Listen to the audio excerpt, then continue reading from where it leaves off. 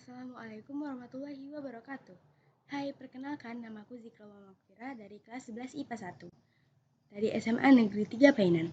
Jadi hari ini aku akan membahas beberapa materi yang berkaitan dengan hidrokarbon. Nah, aku akan membahas dua konten, yaitu yang pertama kekhasan atom karbon, yang kedua perbedaan senyawa organik dan anorganik. Materi yang pertama, kekhasan atom karbon. Nah, sebelum itu, mari kita kaji dulu apa itu hidrokarbon. Hidrokarbon merupakan suatu senyawa yang terdiri dari unsur karbon, yaitu yang berlambangkan dengan huruf C, dan unsur hidrogen yang berlambangkan dengan huruf H. Nah, atom karbon itu sendiri merupakan atom yang sering kita sebut sebagai sumber kehidupan. Kenapa? Karena hampir semua benda yang ada di sekitar kita mengandung unsur karbon. Contohnya aja seperti cangkang telur, soda kue, pipa, gas LPG, dan lain sebagainya. Nah, kekhasan atom karbon tersebut ada 3 macam, yaitu 1. Atom karbon memiliki 4 elektron valensi. Yang kedua, jari-jari atom karbon relatif kecil.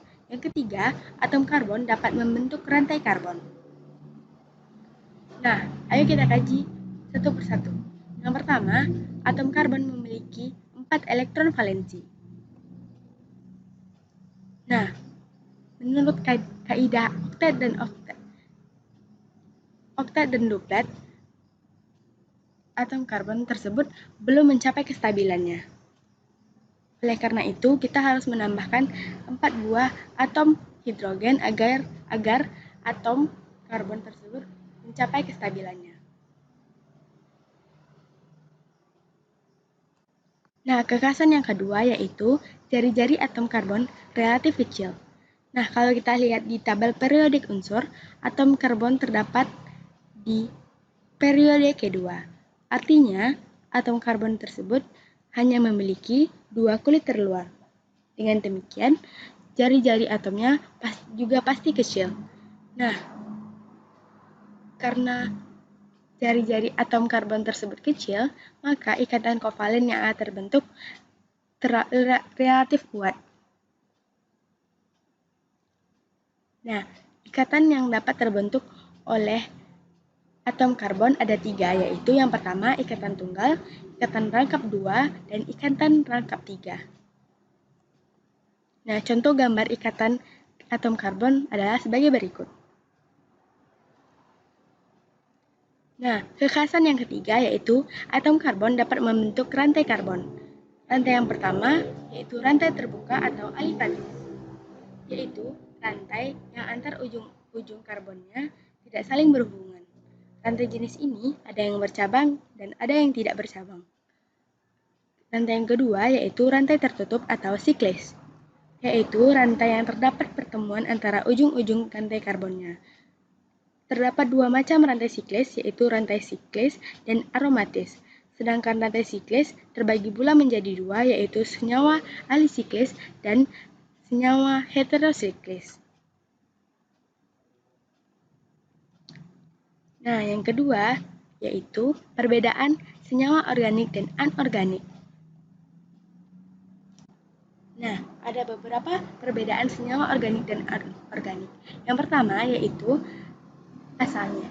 Kebanyakan dari makhluk hidup dan beberapa dari hasil sintesis yaitu untuk senyawa organik. Sedangkan senyawa anorganik berasal dari sumber daya alam mineral yaitu yang bukan makhluk hidup. Perbedaan yang kedua yaitu semua senyawa organik mengandung unsur karbon, sedangkan senyawa anorganik tidak semuanya yang mengandung unsur karbon.